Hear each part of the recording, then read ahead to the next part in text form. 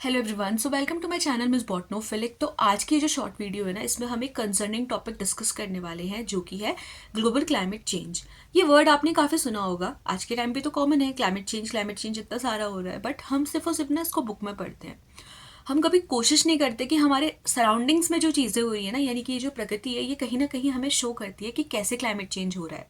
The nature is also showing a lot of symptoms of climate change. आज की video में हम समझ लेते हैं कि क्लाइमेट चेंज क्या है एंड ये क्लाइमेट चेंज कैसे दो इंपॉर्टेंट फैक्टर्स से रिलेटेड होता है, जो कि ग्रीन हाउस गैसेज होती हैं और ग्लोबल वार्मिंग होती है। तो दो इंपॉर्टेंट वर्ड्स होते हैं, एक होता है वेदर और एक होता है क्लाइमेट। वेदर इज समथिंग कि जो आप देखते हो शॉर्ट टर्म के लिए, यानी कि शॉर्ट टर्म जो एटमॉस्फेरिक कंडीशंस होती है फ्रॉम डेज टू डेज, उसको हम बेसिकली वेदर बोलेंगे। वहीं पे ओवर ईयर्स जो हमें एटमॉस्फेरिक कंडीशंस देखने को मिलती है, उसको हम बोलते हैं क्लाइमेट। तो ये जो अर्थ का एक एवरेज हमारा टेम्परेचर होता है, प्रेसिपिटेशन होता है, या फिर जितने भी वेदर पैटर्न्स होते हैं, इनमें जब हमारे चेंजेस देखने को मिलते हैं over long period of time, उसको हम ग्लोबल क्लाइमेट चेंज बोलते हैं।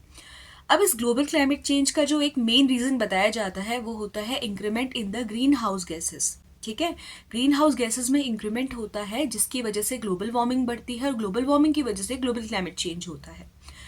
अब ग्रीन हाउस गैसेस क्या होती है? इसमें बेसिकली आपका मीथेन और आपका carbon dioxide is one of the most highly emitted green house gases, जिसकी वजह से ग्लोबल क्लाइमेट चेंज यहाँ पे होता है।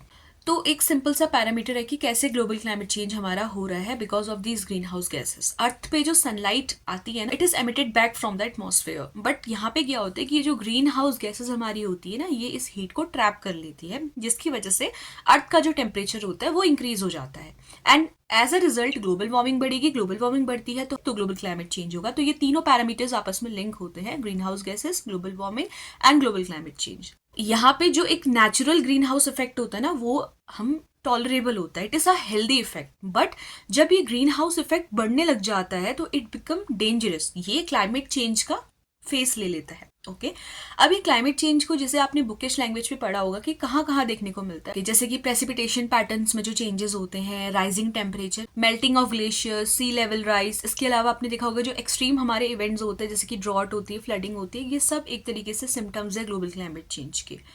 अब ये सब तो बुकिश नॉलेज है जो आप बुक में पढ़ते हो। नेचर हमें सराउंड करता है, ये भी कहीं ना कहीं ऐसे सिम्टम्स शो करता है जो कि ग्लोबल क्लाइमेट चेंज से रिलेटेड है। इन पर्टिकुलर चेंजेस को हम डिस्कस करेंगे नेक्स्ट वीडियो में। आज ये जो था हमारा बेसिक्स था अबाउट द क्लाइमेट चेंज। कभी भी आपसे पूछ सकते हैं कि ग्लोबल क्लाइमेट चेंज होता कैसे है, तो यू शुड नो जो कि ग्रीन हाउस गैसेस है, सेकेंड इंपॉर्टेंट फैक्टर जो कि है हमारा ग्लोबल वार्मिंग, और third important factor global climate change. ये तीनों फैक्टर्स जो होते हैं वो आपस में रिलेटेड होते हैं।